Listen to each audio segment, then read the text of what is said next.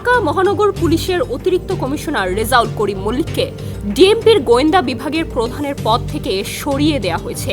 শনিবার ডিএমপির কমিশনারের কার্যালয়ে এক আদেশে এই সিদ্ধান্তের কথা জানানো হয়। দিন কয়েক আগে মডেল মেঘনা আলমকে আটক করে ডিবি। পরে বিশেষ ক্ষমতা আইনে তাকে 30 দিনের আটক আদেশ দিয়ে কারাগারে পাঠানো হয়। গত বৃহস্পতিবার রাত 10টার দিকে ঢাকার চিফ মেট্রোপলিটন ম্যাজিস্ট্রেট আদালতের মাধ্যমে তাকে কারাগারে পাঠায় পুলিশ। এদিকে মেঘনা আলমকে যে প্রক্রিয়ায় গ্রেপ্তার করা হয়েছে তা সঠিক হয়নি বলে রোববার এক সংবাদ সম্মেলনে মন্তব্য করেছেন আইন উপদেষ্টা আসিফ নজরুল।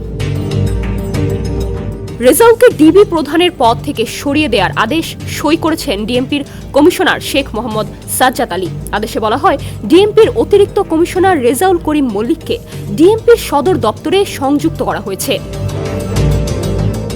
আদেশে বলা হয়, পরবর্তী নির্দেশ না দেয়া পর্যন্ত প্রশাসনিক স্বার্থে রেজাউল করিম মল্লিককে তার নামের পাশে উল্লেখিত স্থানে পদায়ন করা হলো।